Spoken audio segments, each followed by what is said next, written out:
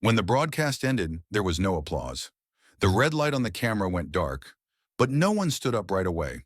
The audience lingered in their seats, uncertain, as if leaving too quickly would feel like an attempt to escape something that had already followed them inside. The studio lights dimmed slightly, revealing a room that now looked smaller, more ordinary, stripped of the illusion that live television had lent it. The journalist remained seated for a moment longer than everyone else. Her papers were scattered in front of her, questions she would never ask now, sentences that suddenly felt written by someone she no longer recognized. A producer approached, whispering something about schedules, about calls that would come, about how the clip would circulate. She nodded without really hearing him. Her hands had stopped shaking, but the cost of composure was visible in her eyes. Across the room, Martin Luther King stood quietly, speaking with no one. There was no entourage waiting to congratulate him, no sense of triumph. He thanked the host politely, shook a hand or two, and gathered his coat as if the evening had been exactly what he expected it to be.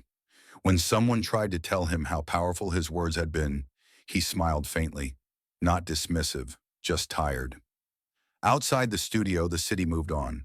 Cars passed, people laughed in bars, televisions flickered in apartment windows, already switching to something easier to consume. There would be no official transcript of what had truly happened in that room. No headline could capture the silence. No replay could preserve the way authority had collapsed, not under force, but under clarity. The journalist would later say that night changed her. Not publicly, not dramatically. There was no press conference, no redemption arc. But colleagues noticed her questions softened, not in sharpness, but in intent. She interrupted less. She listened more. And sometimes when a guest paused instead of reacting, she let the silence remain.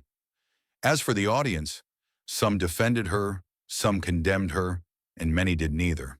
They argued with friends, with family, with themselves. The word coward took on a different weight for those who had heard it spoken so easily, and then dismantled so completely.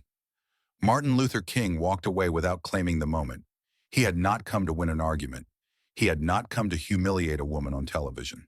He had come, as he always did, to expose a lie that felt comfortable enough to survive unchallenged, until it wasn't. History would remember his speeches, his marches, his martyrdom. It would not remember this night. And yet for those who were there, for those who watched a man refuse hatred and in doing so reveal it, this was the episode they could never forget, because the cameras did not capture a victory. They captured a mirror. And some people, once they see themselves clearly, are never the same again. The silence did not end when the journalist finished speaking. It fractured. Someone in the audience clapped, once, uncertainly, then stopped when no one joined. Another voice whispered something sharp and disapproving. A man near the aisle shook his head, arms crossed, while the woman beside him wiped her eyes without looking at anyone. The room, which had held its breath together only moments earlier, now exhaled in disagreement. The host finally spoke, his voice careful, almost fragile. He thanked the journalist for her honesty, then turned to the audience, inviting response the way one opens a door to a storm. Hands went up immediately. Not all of them were gentle. One man stood and defended her. He spoke about tough questions, about the role of journalists, about how public figures must be able to withstand scrutiny. Another countered him before he could finish, saying scrutiny was not the same as humiliation, that calling a man a coward on live television was not courage but spectacle. Their words overlapped. The host tried to moderate. The room resisted. Someone accused the journalist of hiding prejudice behind professionalism. Someone else accused King of manipulating emotion with religion. The arguments were not clean. They were not fair. They were human. King listened. He did not interrupt. He did not raise a hand. He did not step into the conflict that had grown in his wake. He watched the witnesses argue as if he had expected this all along, as if this, rather than the apology, was the true consequence of the moment. When the noise finally began to collapse under its own weight, the host turned to him again, almost pleading now. "Dr. King," he said, "would you like to respond?" King stood. The movement was unhurried, but it commanded the room in a way no raised voice could. The arguments stopped, not because they were resolved, but because they were suddenly smaller than the presence before them. "I will say only this," he said. He looked not at the journalist, not at the host, but at the audience, the divided, restless, uncertain witnesses who had come expecting a performance and found themselves implicated instead. "Moments like this tempt us to choose sides," he said, "but they also invite us to choose responsibility." He let the words settle. "It is easy to point at a single voice and call it wrong," he continued. "It is harder to ask why that voice sounded reasonable to so many of us just minutes ago." No one moved. "If tonight has proven anything," he said quietly, "it is that injustice does not require monsters. It requires permission." He sat back down. The host did not speak again. The broadcast clock ticked toward its end, but no one on set reached for closure. There was none to offer. When the cameras finally cut, the arguments did not follow them off the air. They followed the people home. No one spoke. The silence that followed King's last words was not the polite pause of television timing. It was the kind that arrives when something irreversible has just happened, and the room needs a moment to understand it. The host sat frozen, hands clasped too tightly, eyes flicking once toward the cameras, then back to the woman beside him, unsure whether to intervene or bear witness. The journalist tried to speak. Her mouth opened, a breath formed, and broke. The sound that came out was not a sentence, but a quiet, involuntary fracture, the voice betraying the posture it had upheld all evening. She looked down, then up again, as if surprised to find the audience still there, as if hoping the lights might dim and grant her privacy they were not going to give. The cameras did not look away. She reached for a tissue with a hand that shook just enough to be noticed. The audience noticed. Millions at home noticed. The authority that had framed every question she asked earlier, the composure, the certainty, the moral confidence, had collapsed without spectacle. No shouting, no rebuttal, just exposure. She began, then stopped. King did not move. He did not rescue her. He did not press her further. He simply remained present, allowing the moment to belong to what it was becoming, not to what it had been. "I thought," she said finally, her voice uneven now, stripped of its professional edge. "I thought courage meant confrontation." She swallowed hard. "I thought if you didn't strike back, you were afraid." Her eyes filled again, this time without resistance. She nodded to herself, as if acknowledging a truth she could no longer avoid. "I was wrong." The words were not rehearsed. They were not clean. They arrived clumsily, carrying the weight of someone realizing, too late, that intellect can become armor, and armor can wound without ever being tested. "I called you something," she continued, blinking rapidly, "because it made sense in my world. And I didn't stop to ask what it cost you to choose otherwise." A murmur rippled through the audience. Not applause, not approval, but recognition. The kind that spreads when people realize they have witnessed something unscripted and therefore dangerous. King lowered his gaze briefly, then lifted it again, meeting her eyes. He did not nod. He did not smile. He did not absolve her.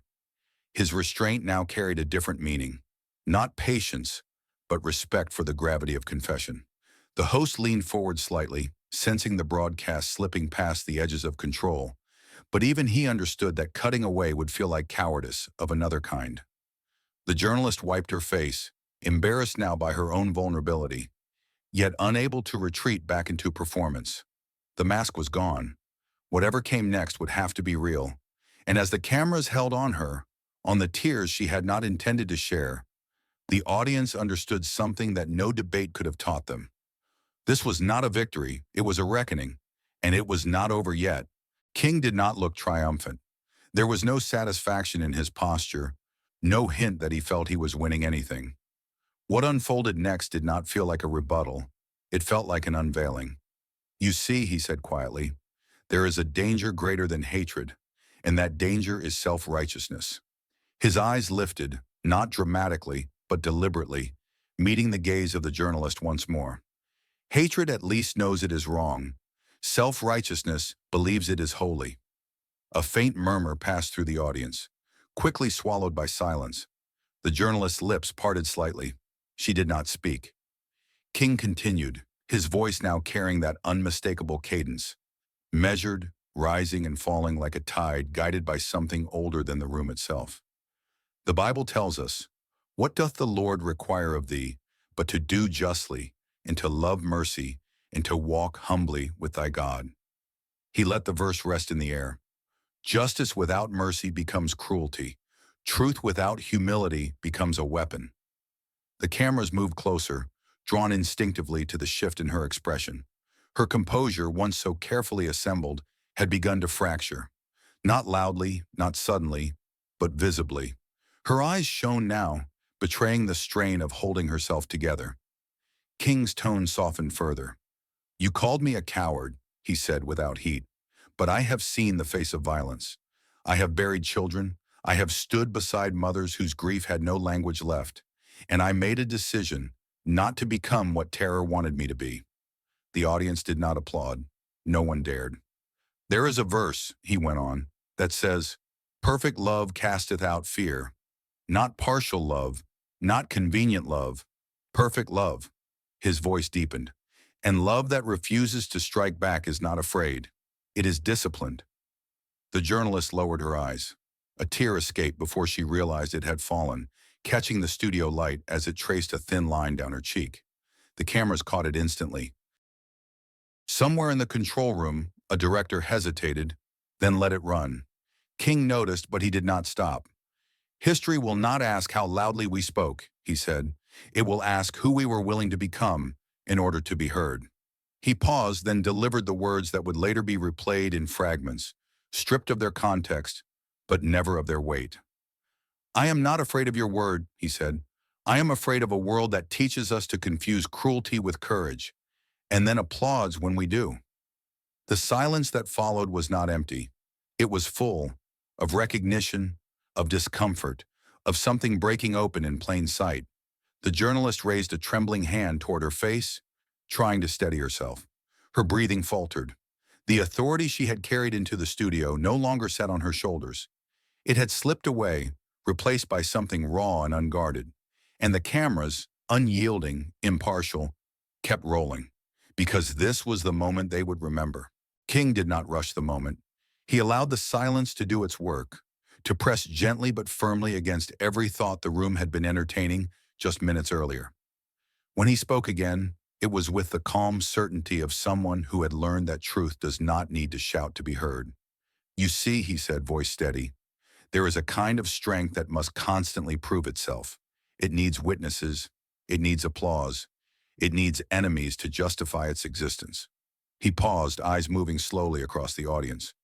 "And then there is another kind of strength, one that can afford patience, because it is anchored in something deeper than victory." The journalist watched him now without interrupting. Her confidence had not vanished, but it had changed shape. It was no longer a weapon. It was a shield, and a thinning one at that. King's cadence began to take on a rhythm the room recognized instinctively, even if it could not yet name it. Not the rhythm of debate, the rhythm of a sermon delivered without theatrics, without pulpit or choir, carried instead by conviction. "In the scriptures," he continued, "we are warned that the wrath of man worketh not the righteousness of God, and yet generation after generation we return to wrath as if it were wisdom." His voice did not harden. "We confuse noise with power. We confuse domination with courage." A few heads nodded, others lowered their eyes. King turned back toward the journalist, not accusingly, but attentively, as if she were not an opponent, but a participant in a larger reckoning. "You ask how history will remember those who chose restraint," he said. "I ask a different question. How will history remember those who mistook cruelty for clarity?" The words landed softly and cut deeply. The journalist shifted again, this time unable to hide it. Her hands tightened around her pen. She glanced briefly toward the host, perhaps expecting rescue, but none came. The host understood now that interruption would only diminish what was unfolding. This was no longer an exchange. It was a moment. King's voice lowered, drawing the room closer. "There is a passage that says, 'Blessed are the meek, for they shall inherit the earth.' For years we have misunderstood that verse, assuming meekness means weakness." He shook his head slowly. "Meekness is strength under discipline. It is power that refuses to be corrupted by hate." The audience leaned in. The cameras caught faces, some thoughtful, some unsettled, some already wet with tears that surprised their owners. King straightened slightly, not to assert dominance, but to carry the weight of what came next. When a man strikes back in anger, he said, he may feel powerful for a moment, but when a man absorbs injustice without surrendering his soul, he shakes the foundations of the system that depends on his hatred. The journalist's breathing became visible now, shallow and measured. Her eyes glistened, not with tears yet, but with the effort of holding something back. The room could feel it, that subtle internal fracture beginning to form. King paused once more, letting the truth settle where it needed to settle. And then he continued, not louder, not faster, but deeper, as the sermon without a pulpit moved toward its heart. King did not raise his voice. He did not gesture. He did not lean forward as speakers often do when they wish to command attention. He simply waited until the silence had fully settled, until even the smallest movements in the room had stilled. And then he spoke as if he were continuing a conversation that had begun long before any of them arrived. Tell me, he said, his tone gentle, almost pastoral, when you say cowardice, do you mean the fear of pain or the fear of becoming what you hate? The question did not accuse. It did not corner. It opened a space, and that was far more dangerous. The journalist blinked, surprised by the softness of the approach.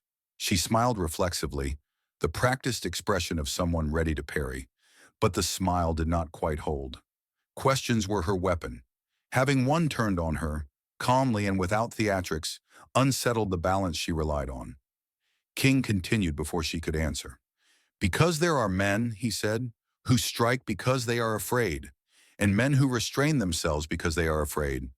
And there are also men who restrain themselves because they are not afraid at all. The audience listened differently now. No one shifted in their seats. No one whispered. The host, forgotten, sat motionless, aware that the program had moved beyond moderation into witness.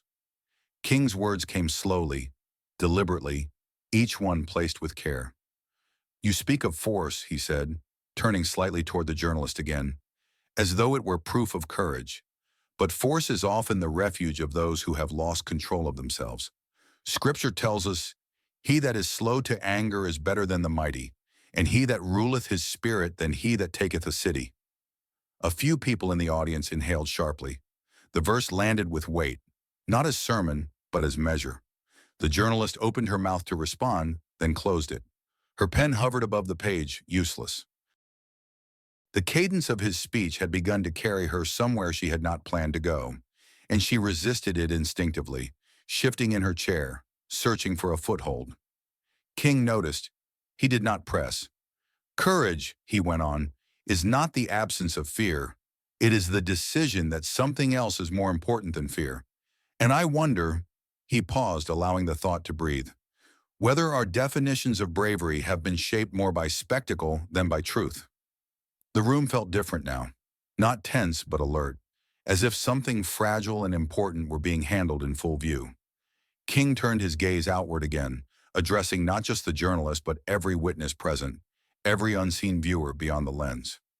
If the goal is to defeat our enemies, he said, then violence will always appear efficient.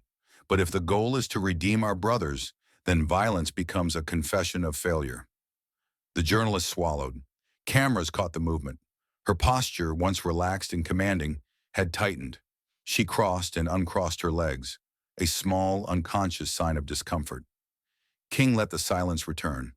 The question he had asked still hung in the air, unanswered, not because it was unclear, but because answering it honestly would require more courage than she had expected to be tested for that night.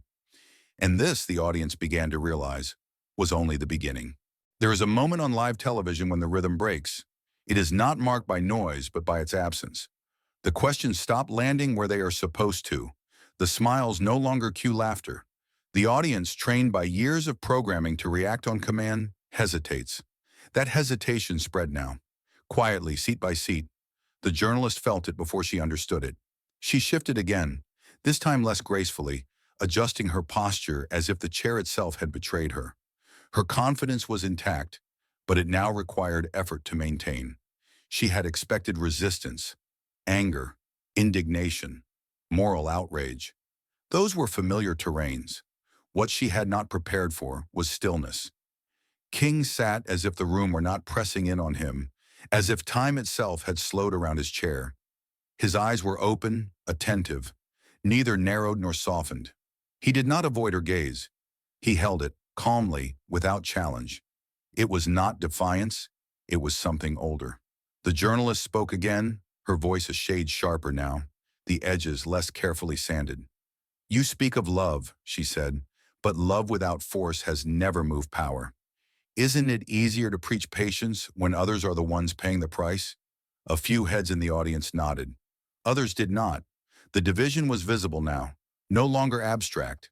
The host's hands tightened together on the desk. He looked once toward the floor manager, then back at the guests, aware that the program had slipped beyond its outline. King inhaled slowly. For the first time since the insult, he moved. Not forward, not aggressively, but upright. His spine straightened. His hands separated and rested lightly on his knees. The motion was small, almost invisible, yet it drew the room toward him like gravity. The journalist paused mid-thought. She had pushed too far to retreat, but not far enough to win. Her next sentence arrived heavier, burdened by the need to regain control. She spoke of fear. Of men who, in her words, asked others to be brave while remaining untouched by violence themselves. She implied comfort, distance, moral insulation. It was the sharpest cut yet. King did not interrupt. He did not correct her. He waited until the sentence finished and the silence returned on its own. Then he looked up, not at her alone, but at the room, at the audience, at the cameras that would remember every frame long after the words were forgotten. "Yes," he said quietly. The single syllable startled her. It was not a defense, not a denial. "Yes," he repeated, giving it space. The audience leaned forward almost as one. Even the journalist stilled, her pen resting unused against her notepad. King turned his head back toward her, his voice steady, unhurried. "If you will allow me," he said, "I would like to answer you. Not with an argument, but with a question." The studio fell completely silent, and for the first time that night, the power in the room shifted. Not loudly, not dramatically, but decisively. The host cleared his throat, the soft sound barely cutting through the tension, and gestured politely in King's direction, offering him the floor the way one offers a courtesy, not an apology.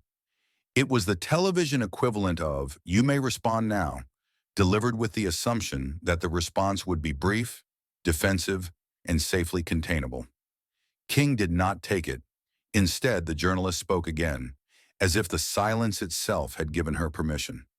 She leaned forward, elbows resting lightly on her knees, voice calm, almost instructional, and began to dismantle his life's work in sentences that sounded reasonable to anyone not paying close attention.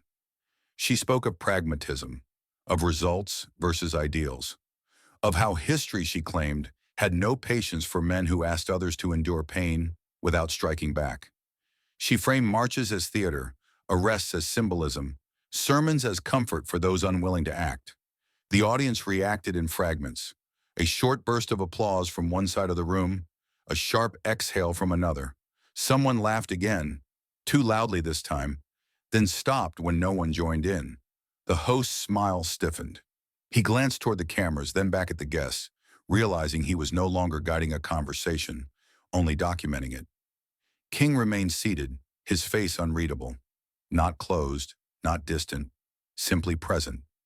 The journalist turned her body slightly toward him now, no longer addressing an idea but a man. She spoke his name, slowly, deliberately. She questioned whether nonviolence was bravery or a carefully marketed form of fear, whether choosing not to retaliate was moral strength or an excuse to avoid responsibility for the chaos others caused in his name. It was no longer analysis. It was accusation. The studio lights burned hot. Sweat formed along collars. Somewhere behind the cameras, a technician shifted his weight, sensing that this was drifting beyond the safe boundaries of performance. But no one cut away. No one stopped her. Live television rewarded escalation, not restraint. At last, the host interrupted gently, attempting to regain control, asking King if he wished to respond now. King looked at him, then back at the journalist. "No," he said quietly. The word landed softer than the insult had, but it carried far more force. A refusal, not a retreat.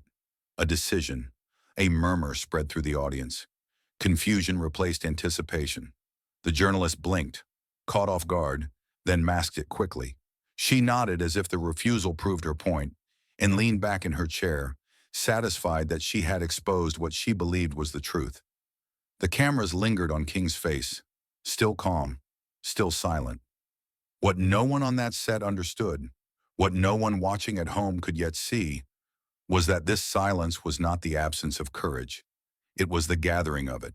She had built her reputation on moments like this. Years before this night, the journalist had learned an important rule of power: control the tone, and you control the truth. She never yelled. She never insulted openly. She framed. She suggested. She let the audience feel smart for agreeing with her, and most of the time they did. Tonight was no different. At least that was what she believed. She adjusted the cuff of her jacket, crossing one leg over the other with practiced ease. The posture of someone who knew cameras loved her angles. She had faced senators, generals, corporate titans, men who arrived with entourages and left with apologies. She had never been intimidated by silence. In fact, she used it as a lever. Silence meant hesitation. Hesitation meant weakness. That was the theory. She continued speaking, expanding her accusation without ever repeating the word itself. She talked about results, about burned cities and broken windows, about how restraint in her framing allowed injustice to continue. Each sentence sounded like analysis, but each carried a blade. The audience listened, nodding in places, unsure where agreement ended and discomfort began. From her perspective, the room was hers. What she did not see, what she could not see, was how the room was already shifting away from her. King remained still, but not passive. His stillness had weight. It forced the audience to sit with her words longer than she intended. Without interruption, her argument stretched out in the open, exposed. No counterpunch arrived to distract from it. No emotional reaction softened its edges. The silence did not protect her. It magnified her. A man in the third row lowered his eyes. A woman clasped her hands tighter in her lap. The host glanced once at King, then back to the journalist, sensing that the balance of the conversation was no longer where it had been moments ago. She noticed it too, and mistook it for anticipation. "So," she pressed on, voice smooth, "when history asks who truly had the courage to act, how will it remember those who chose to wait?" There it was again. The implication sharpened, the provocation complete. King finally shifted. Not much, just enough. A small breath, a subtle change in posture. It was not a reaction of anger, but of readiness. Those closest to the stage felt it before they understood it. Something was gathering. Not heat, pressure. The journalist smiled once more, confident she had forced the moment she wanted. She had no idea she had also forced the moment she feared. Because silence, when chosen rather than imposed, is not weakness. And the room was about to learn the difference. New York City, Upper West Side, a television studio under white-hot lights, April, late evening, one live broadcast, about 200 people in the audience, millions more watching from their living rooms. The red light on the main camera turned on, and a single word spoken calmly and without hesitation began to poison the room. No one shouted. No one stood up. No glass shattered. That was the most frightening part.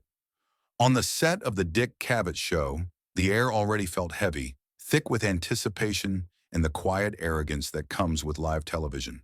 The host sat centered, hands folded, aware that tonight's conversation was sharp by design. To his right, an acclaimed journalist, known for her fearlessness, her biting intelligence, her reputation for asking questions no one else dared to ask. To his left, Martin Luther King Jr., invited not as a preacher, not as a protester, but as a guest expected to explain himself. The audience had come prepared for tension. They did not expect blood. The journalist leaned slightly forward in her chair, posture relaxed, voice measured, eyes trained not on the man, but on the idea of him. She spoke about marches, arrests, speeches, about patience, about waiting, about restraint. Each sentence sounded reasonable, polished, educated, safe. Then she smiled. "And isn't it true," she said, tilting her head just enough to suggest sincerity, "that this commitment to nonviolence, this refusal to strike back, is simply another word for cowardice?" The word landed cleanly. Coward. A ripple moved through the audience. Not outrage, confusion. A few nervous laughs. Someone inhaled sharply. The host shifted in his seat, already too late to intervene. The cameras stayed fixed, obedient, merciless. Martin Luther King did not move. His hands remained folded. His shoulders relaxed. His face gave nothing away. From the outside, it looked like composure. From the inside, no one could say. What everyone could see was what the journalist mistook for confirmation. Silence, she believed, was surrender. She continued. She spoke of strength as domination, of courage as confrontation, of history as something written only by those willing to break others to shape it. She never raised her voice. She didn't need to. Her confidence filled the studio, fed by applause she expected, but did not fully receive. King's eyes remained steady. He did not look at the audience. He did not look at the host.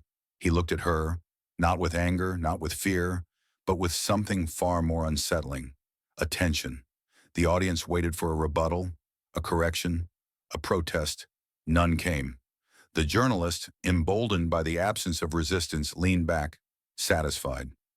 Somewhere in the control room, a producer nodded. This was good television. Sharp, provocative, clean. No one yet understood what had just happened. The insult was already complete. The trap had already closed. And the cameras, faithful witnesses, were about to record something none of them could edit out.